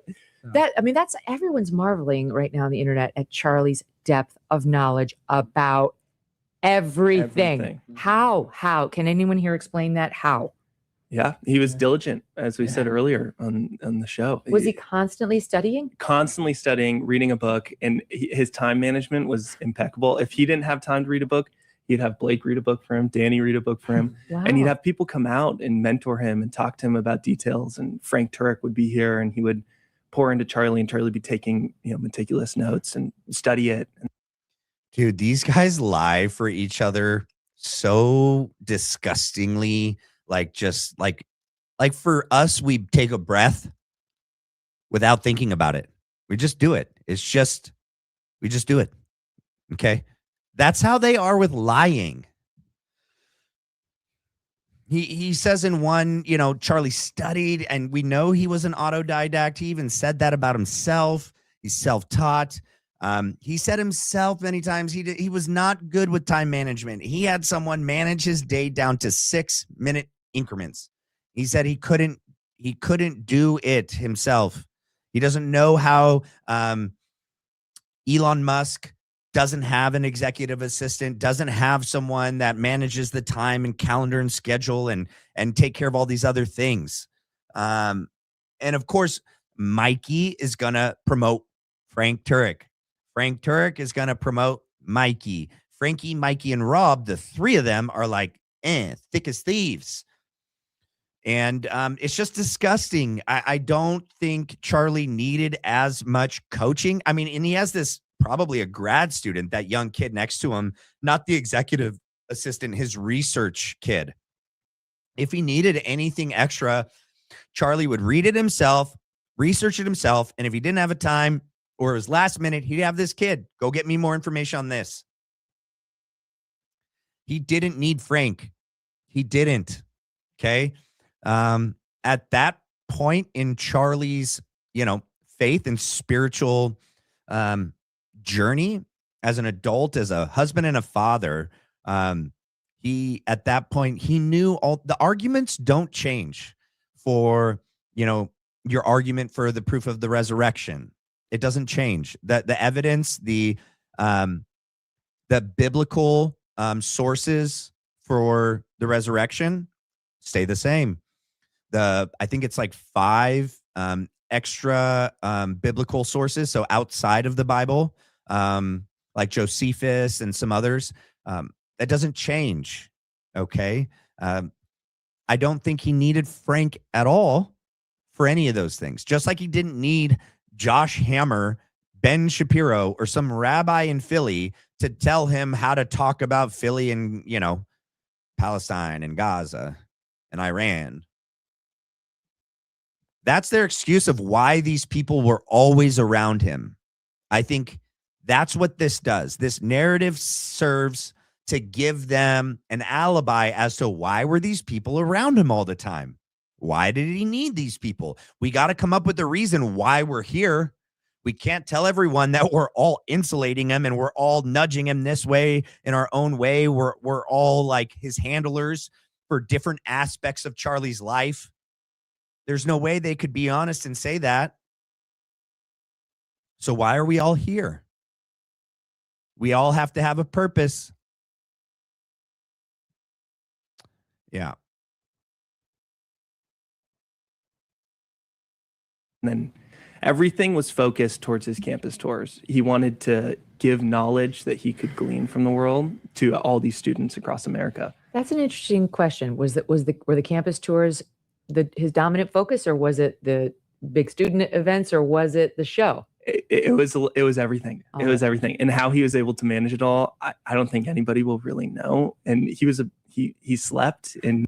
So that's not even true. Remember, Erika said the campus events were like his Super Bowl. You guys remember? He had a whole whiteboard. He had everything up. He was so excited. This was his Olympics. This was his Super Bowl. He had been preparing for this whole year, or whatever the time frame was. But this was his event. This is where he shined. He was so excited, you guys. His what glands? I can't think of it. Anyways, they were just firing because he was so excited. He couldn't sleep. He was so excited. Mikey's like, oh, no. He liked them all. They're all the same. It's all about the same to Charlie. Look at this, man. I'd have a non-Christian moment if I saw this kid in real life. I really would. He still was able to do normal human things while managing a million tasks. I can't imagine you Wait, what? He was still able to do normal human things. Look at this grin. Why do all these people, like, this looks like Jeffrey Einstein's grin? Like, a lot of them, they have this, it's like the Grinch, right? It's like I don't know. The eyes even seem the same as Erika's. It's like, I'm not trying to be too harsh. I'm just saying it's like there's a similar, same demonic entity that's in this guy, that's in her. That's what I see. Okay, and they're trying. Remember, this is 8 days after the Big Bang. They are still crafting the narrative. As of right now, the shoe hadn't dropped yet. No one had really started to go like, eh? I mean, maybe a lot of us internally, individually, when we saw like the memorial, when we saw Erika's events, but like we hadn't yet publicly en masse started to be like, what the heck is going on? They all seem to be in on something, and it doesn't seem like they're all in on something good. And so they I think, this is them not freaking out yet. No one's really started to be like, these guys look like they're hiding something. These guys look guilty of something. Why are they lying? Remember, Candace, and they got a head start. They really did. They got a head start because, Candace, I think, being a good Christian friend to Charlie, was affording Erika and those at TPUSA. And even remember, because I think Andrew was playing her. I think that's the other factor. I think she thought she was being given truthful information from Andrew. Andrew's also advocating for Erika, and they're right next to each other. So, by association, Candace is like, oh, okay, well, I'm in communication with Andrew. Andrew's in communication with Erika. Like, okay, I'm not suspicious of Andrew yet. I'm not suspicious of Erika yet. And so she was trying to be a good Christian friend and afford some time that there might be some awkwardness after grief, right? And that's when it would have happened early in the beginning. Like grief, everyone deals with grief a little bit differently. So like, okay, in the beginning it could be a little bit weird, but like then it just like continued and got worse. And we're like, oh, okay, this isn't what we're seeing. This isn't like she's handling grief differently. She's like, there's no grief happening at all here. And a lot of other stuff is happening here. But so I think she was allowing some space for them to kind of, do what she thought they were doing, which was she thought they were, grieving and handling it. And she was in communication with Andrew and Erika through Andrew. And so she's like, oh, well, Andrew's telling me stuff. He's not lying to me. He hadn't been caught yet. And so they had a head start. And they hadn't felt the heat just yet. So this is them in their like natural environment. They haven't noticed that there's some prey or some predators just lurking outside of view, and that they are the prey. This is them like, in the zoo, in their own environment. They're like, there's no predators here. We're good, dude. I could totally just lay down right here and be myself. That's what I think we're seeing here. And I haven't made up what do you guys think? Let's do a poll. I'm going to do a poll. I'm going to ask you guys a question. All right, hold on. Let me get this poll.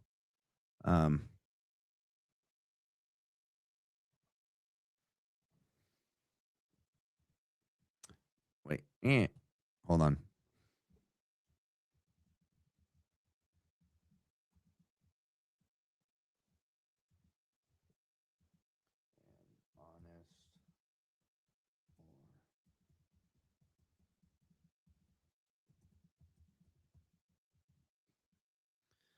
All right.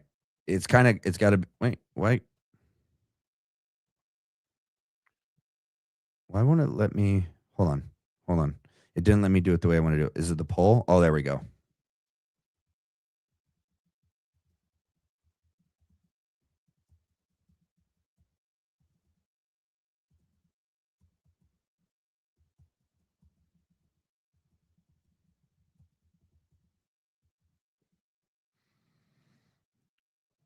Let's see.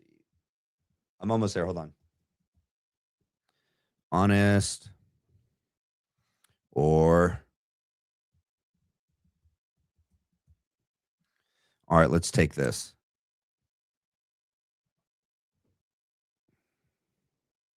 All right. It's the best way I could phrase it with the amount of space they give me. All right. Is Megyn Kelly an honest actor or dishonest actor in this? Okay. Like honest would mean like she has no guilt. She's she's being lied to. She's helping them. And remember, she just did that interview with Andrew Colvett and Blake. And she's like, how you guys doing? How you doing there, Andrew? You hanging in there?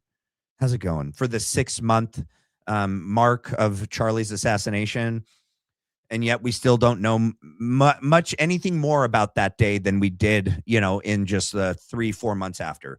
Not to mention how strongly she came out against Tyler Robinson, the Fed slop narrative, and really driving that home. Do you think she did that out of like knowing the truth and just did it anyway? Or that like she really actually believes this, like she's been lied to, and she believes Erika and believes everyone at TPUSA. And then we'll see what the result is. Did you guys get it? Is it coming through? All right. Where are we at? Yeah, it's going to be a tight poll. That's for sure. I agree. It's going to be neck and neck. All right, let's continue. Oh, you know what? This is a good time too, because I also, I really love doing interaction with you guys. I love answering questions. I've noticed like my father-in-law, when I talk to him on the weekends, he has all these questions about this incident, about the assassination, about Charlie's life before, about Erika and after. And I really do know quite a bit about it. I've really kind of just immersed myself in it. And I have a really good memory, and I remember names, I remember dates, I remember specifics. If you guys have a question, just throw one up in a super, and I'm very small, just do the minimum. And I'll answer any questions related to this event that you guys have. Let me knock some out right now, and then I'll play the video, and we'll keep going. Okay, on behalf of Beyond Undisclosed, please check your email for a video of the bullet. Thank you for all you do, Matt. We all appreciate you. Thank you, the best Heather. Hey, I saw you on Blake's chat today. I said thank you to you. You were in there saying thank you, and very, very nice. Yes, I won't do it while I'm on air. I'll after I get off is when I kind of look at emails and respond to emails and stuff. Okay. Next we have Professor Steve Starr interview on neutrality studies. I don't know what that is. I don't think that's the professor I was talking about. I was talking about Professor Jiang. That's what I was thinking about. Is that what this is in regards to? Because this came in at 6:44. All right, now we have, what up, MRK? But thank you, too. Your favorite kindness, or favorite darkness, sorry. If you want to maybe explain that or send me an email, if this is something you want me to look into, I don't know if this is in regards to when I was talking about the Chinese professor doing videos, because that's Professor Yang. All right, here we have the MRK perspective. Hey, Matt. Hey, BLB crew. Who are the top 3 creators covering Charlie's death that you trust the most? And who do you trust the least? Thanks for showing up and showing out for us so consistently. Thank you. Oh, man. The other thing that I can't ever do, I'm not a good liar. I don't do it. I can't be fake. I can't play like I pretend to try to be close to someone if like I just don't trust them and I don't believe in them. So honestly, and this is just my opinion. All right.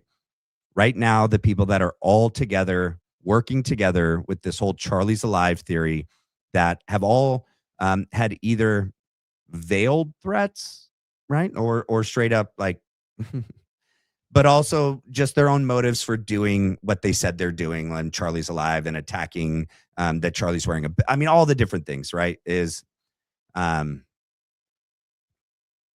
Jesse on Fire, Danks, Bays, Kelly, Jordan Henshaw. I don't trust them at all. And neither does Blake. And neither does John Bray. So, and those that I do trust, I mean, as far as I can trust, because I don't really know. I trust Blake as of right now.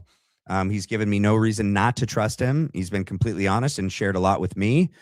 We may not agree on every little thing, but we agree on the big things. And he seems to be very honest.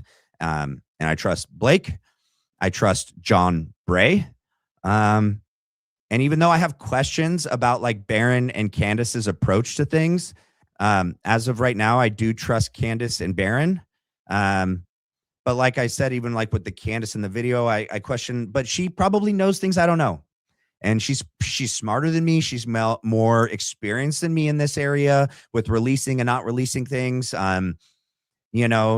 She's got way more to lose than I do, and that could be part of it. I know she had a contract with TPUSA, and there was that whole legality thing of like, was she breaching contract? Can they sue her?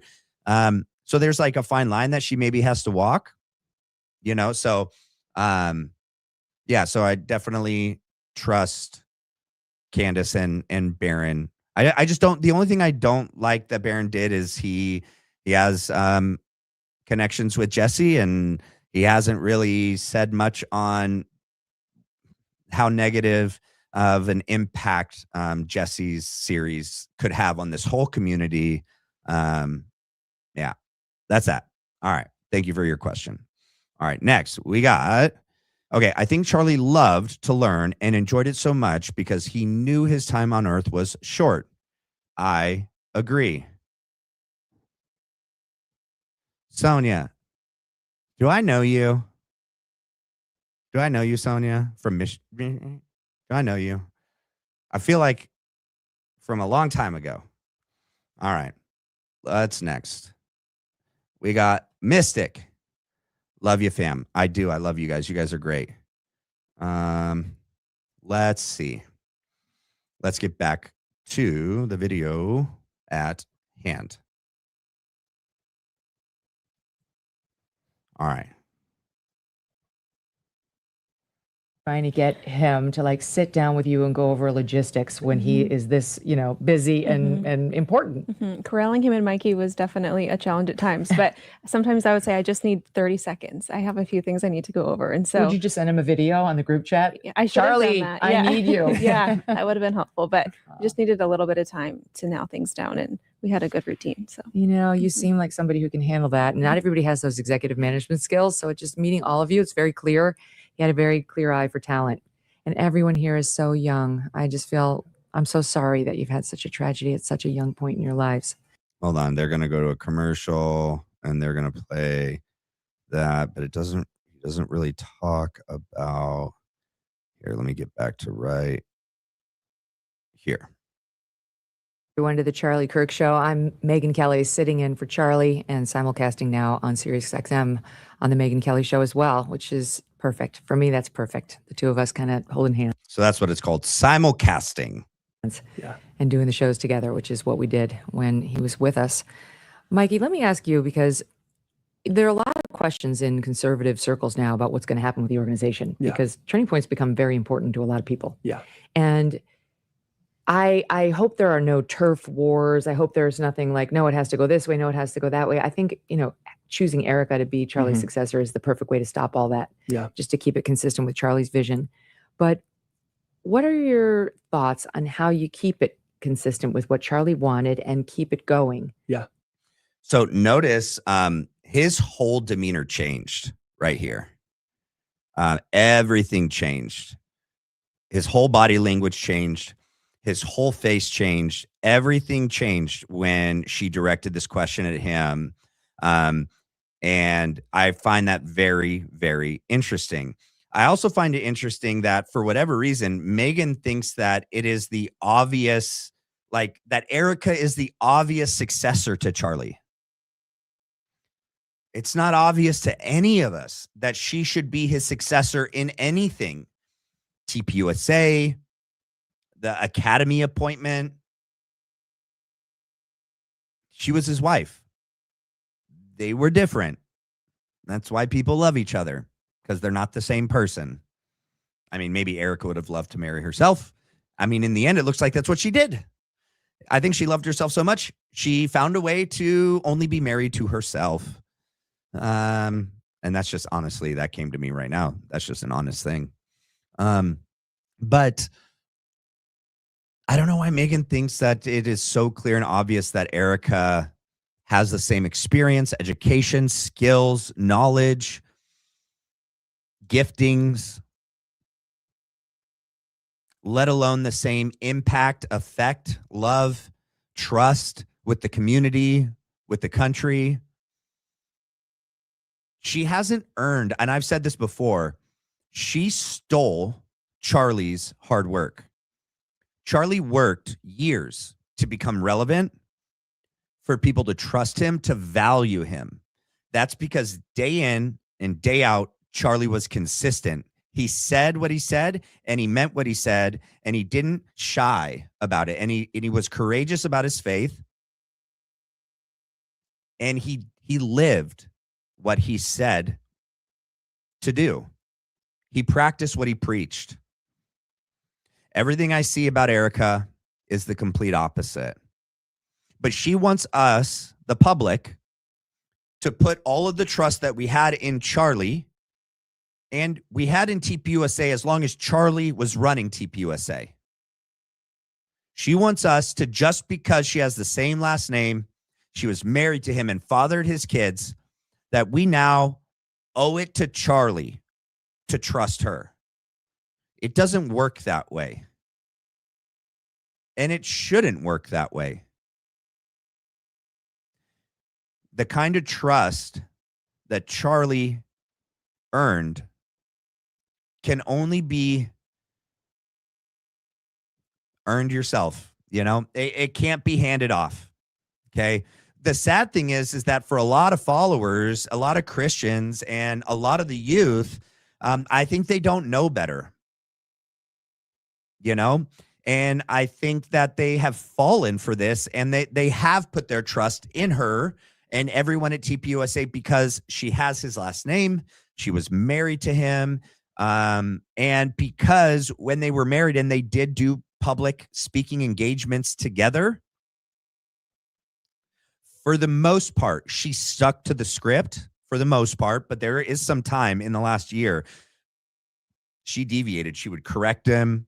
She would change his answer. Oh, yeah, but, and then add and kind of change it. We can watch those and see his reaction. But she's not sticking to the script anymore. 100% has changed the script. If there had been a period of time, right, where she came out and did everything that we hoped and expected her to do, which was really following with Charlie and Charlie's legacy, what he was saying publicly, what we now know he was saying privately, I think she could have earned our trust. She could have been deserving of our trust. But no, all of these individuals are demanding that we just give her a chance and that we just trust her just because she was his wife and she's the father of his kids and she's the widow and she has his last name. That's literally it.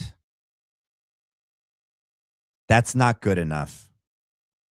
Because a lot of those things don't seem to be true.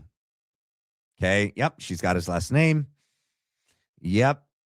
As of right now, she is the mother of his kids. We'll see on the Common Sense Show guy if more comes out that Charlie filed for divorce 4 days before the assassination and that he was questioning the paternity of one or two of the kids. I don't know. He didn't explain more, that older gentleman on the show. So we'll see.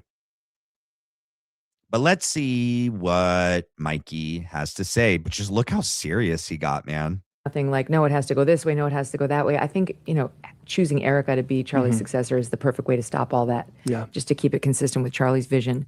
But what are your thoughts on how you keep it consistent with what Charlie wanted? And Whoa. I'm sorry, because I remember things as she says things. Remember Erika in that video 5 days after the assassination,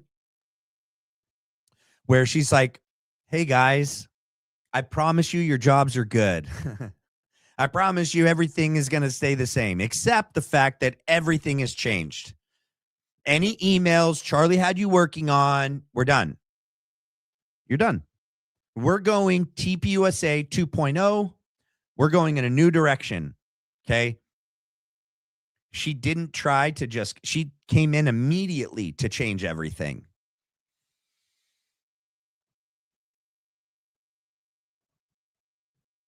Keep it going. Yeah. Without him. Yeah. Erika said it the other night.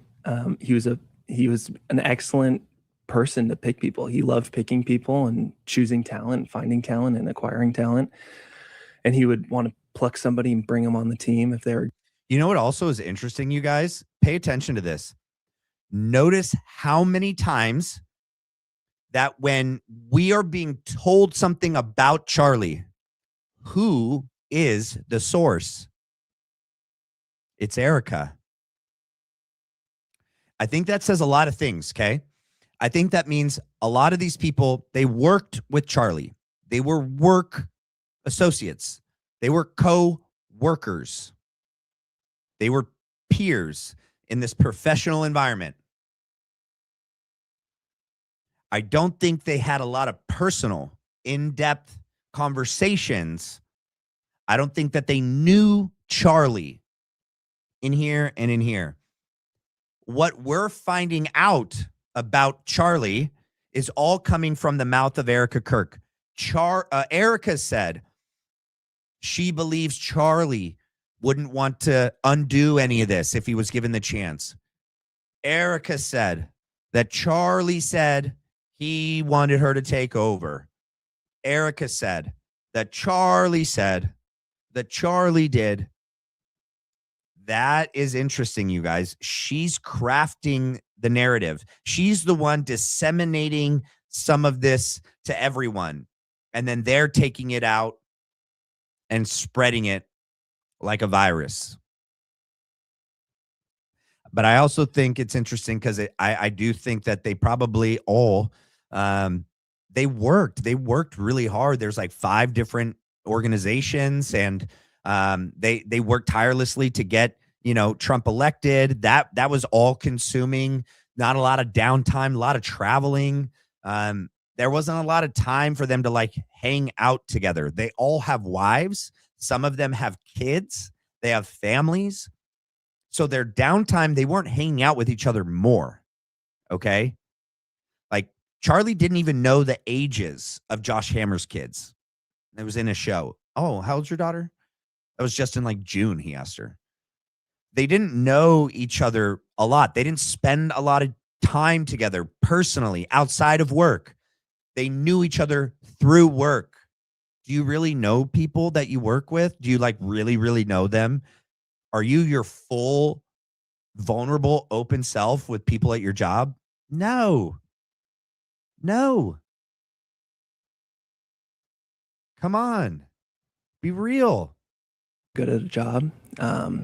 But I was telling you earlier with Erika that for the first time, I got a little emotional 2 days ago because for the first time when I was talking to her about where the organization's going, how we're going to continue Charlie's legacy, how we're going to really 10x this organization to become what Charlie inevitably wanted it to become.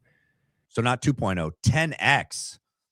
And Mikey's telling Erika what we're going to do. Okay. I hearing her thoughts and the way she was talking and breaking things down, I felt like for the first time I was speaking to Charlie for the first time again. And he told her everything. Private conversation. That's disgusting. That is disgusting and dishonest. How would he know? How would he know if Charlie told her everything? What, you think Charlie before he died told him, I tell Erika everything. I tell Erika everything. No. So who's the one that who told him that? You think he saw Charlie telling Erika everything at the office? No. You think he's with them at their house seeing Charlie tell? No. How would he have gotten this in his brain? Erika. Charlie told me everything. Well, you know what? If she got his phone, she got access to his emails, she's got his journal. Okay. And then, yeah, she was also married to him. It's not hard to believe that she would have gathered intelligence. And if there's like, if she is part of Philly or even the military or the government, there's probably listening devices in the house. There's probably cameras. I bet there was a listening device on the necklace. Who knows, man? Remember, before Erika came along, Charlie didn't wear jewelry. She convinced him to wear a cross and then convinced him to add the St. Michael pendant on it. Don't believe me? Go back and watch the podcast. Go watch her appearances. She said it herself. Charlie wasn't into jewelry. He wasn't into flashy things and into style and all that. He didn't care. Erika clearly is. Look at her hands and her wrists and her necklace and her ears, okay? She's the one that bought him the necklace.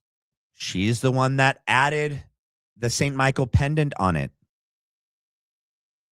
I think it's interesting that it's possible that the necklace itself might have had something to do with his death that day. It's interesting that the necklace itself broke and flew up over, that there's all this focus on the necklace, finding the necklace. Frank Turek talks about the necklace being in the car on the bag. She holds the necklace out of the car. That's part of this like perverted satanic like sacrifice ritual thing. It's like in your face. And most people don't even know. She wears the necklace now.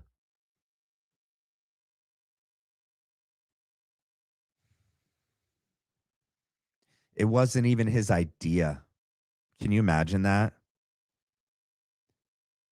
He maybe never would have been wearing a necklace if it hadn't been for that planted by Erika. You should wear it. You should show off your faith like that. That's what she cares about. She cares more about like the public perception of your faith than the actual real part, the real substance of your faith. We can look back at photos of her and she's always wearing a cross. Okay. Multiple crosses, like a Christian, standard cross. Then she's got like either the Swedish royal family cross or the Maltese cross or the Knights Templars cross.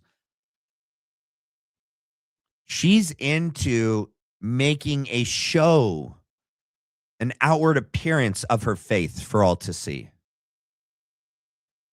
I'm going to say all the Christian things so that I look Christian to everyone. I got the necklace as well. Charlie cared about living the Christian life and that was how people would discern whether or not he was a Christian. But she convinced him to get a necklace and to wear it.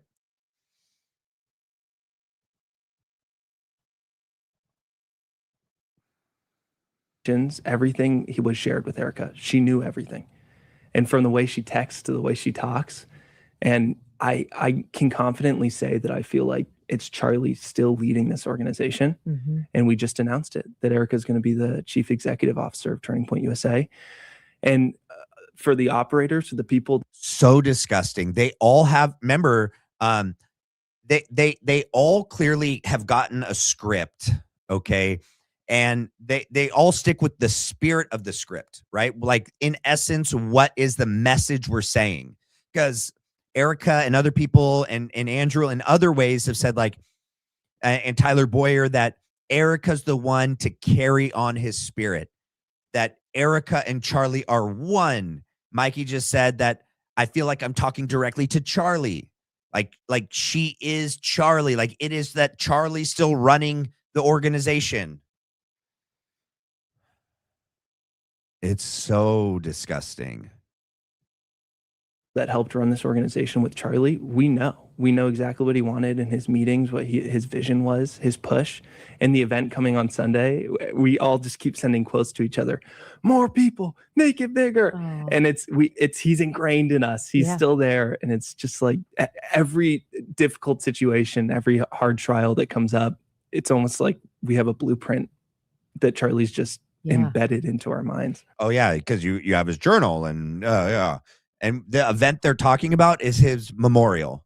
Make it bigger, more people, more fireworks, more sparklers. They're talking about his memorial because that happens on like the 21st and this is the 18th. The event on Sunday honoring Charlie's life, it's going to have heads of state. I mean, every administration official, like that place is going to be in lockdown, I'm sure, first of all. Why didn't his parents speak? Why didn't his sister speak? Why did Trump, J.D. Vance, Frank Turek, Rob McCoy, Mikey McCoy, Andrew Colvett, Erika Kirk, literally all the people that we are suspicious about are the ones that got to speak that day, crafting the narrative. They all stuck to what that version that they wanted us all to hear. This was 10, 11, 12 days. I'd have to look back. It's either September 21st or 22nd. They couldn't let his mom and dad speak. They couldn't let his sister speak. Who knows what they would say if they knew that he had filed for divorce 4 days before, if they knew that he had issues with Erika, if they knew that he was getting all this pressure, he was feeling threatened, he was afraid for his life since December of 2024. They couldn't guarantee. They were there. His mom and dad were there. There's pictures and video of them in the backstage. They don't speak though. Oh, but it's because they're just so private. Give me a break. Private or not private, that's their son's memorial. They would want to say something. Anything. I think they weren't allowed to speak. And given that we don't see the sister a lot and the sister's younger, so like probably has less professional etiquette when around bigwigs, you know. I don't remember seeing her at the White House for the medal, and I don't remember seeing her at the memorial. I don't remember seeing her at the tarmac. I mean, it's a sister. She didn't have to be there. I just don't remember seeing her kind of anywhere. I could imagine a sibling not given an F, whoever it is, Erika, Stacey, Rob, President Trump, J.D. Vance. I could see a younger generation individual who is Charlie's family being like, screw you. I'm not going to play nice. I'm not going to, whistle to your tune. I think there's probably a reason why we don't see her around. I don't know. We're all left to speculate on that. I know we all in this community wish we have heard or seen from the parents and the sister. I know. I'm hoping someday soon we do. We all just want more answers, and it just feels like we're not getting any. And the further along we go, I don't know. It seems like the farther away we go from that day, the less likely we are to get to the truth. I mean, if we are to take any lesson from history, that seems to be the lesson. Okay. And that any kind of true knowledge of what happened that day is really just going to come from us crowdsourcing it, open sourcing it. And I don't know that we'll get a public admittance of guilt or I think we'll get what we got like with JFK and other, high profile murders where we end up knowing what happened, but no one ever admits to it. No one ever goes to jail. That's not what I want. That is the complete opposite of what I want. I mean, however, that's been the pattern. All right. I'm going to read what's next.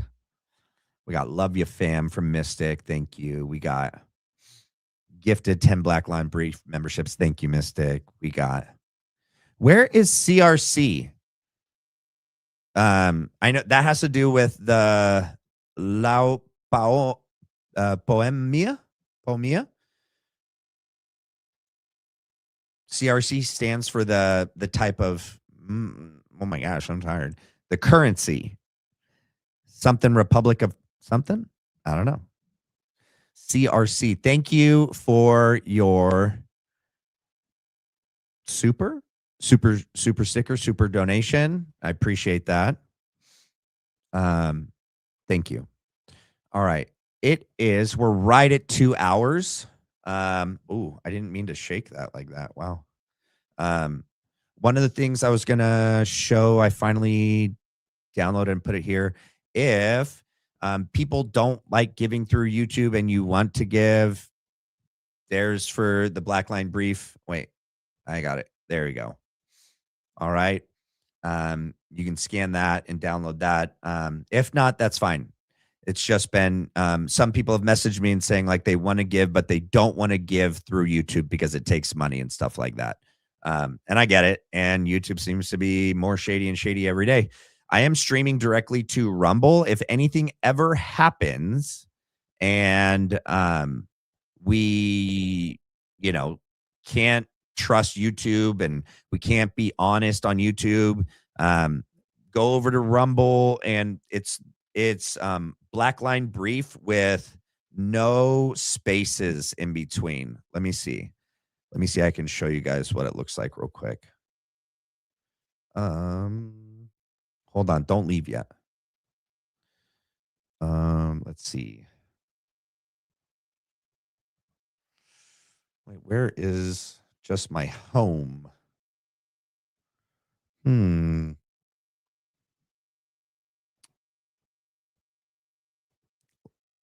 Where will it say my channel? Maybe library? No.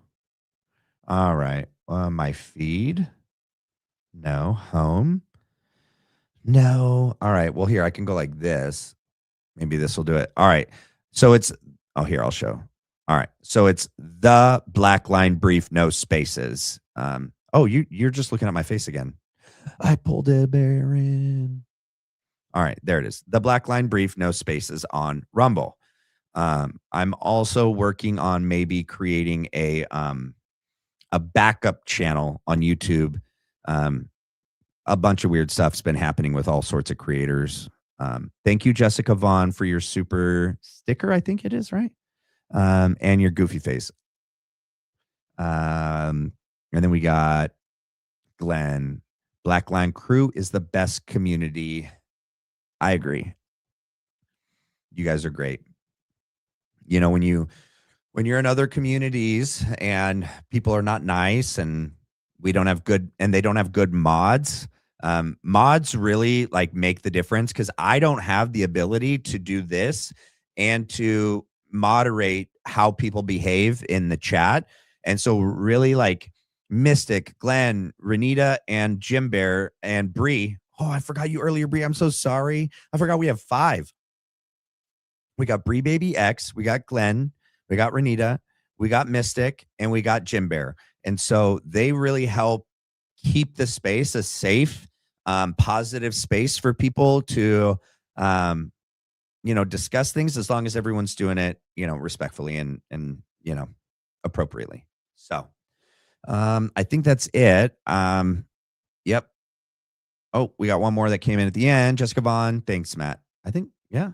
Oh, yeah. No, you did that one. And then you did that one. Thank you, Jessica Vaughn. I appreciate you. I appreciate everyone. And I know everyone, there's lots of people here that don't participate in the chat. Hopefully you guys become more comfortable and you start engaging in the chat. That's another fun part of this community. and no one feel obligated to give. The best way to support the channel is always to hit the like and the subscribe. And then after the live is done, go over to the video and just throw a comment like, great video, good live, good show today. It just helps that video start to make it to people. All right. And I don't know, something's going on with the algorithm. It's not really pushing my stuff like it was before. Oh, look at you, Mystic. Look at you. You're the best. Look at that. Thank you, Mystic. I appreciate you. All right. I hope you guys all have a very blessed night. You know, God bless you guys. Get some good rest, and I'll see you guys tomorrow. Have a good night. God bless.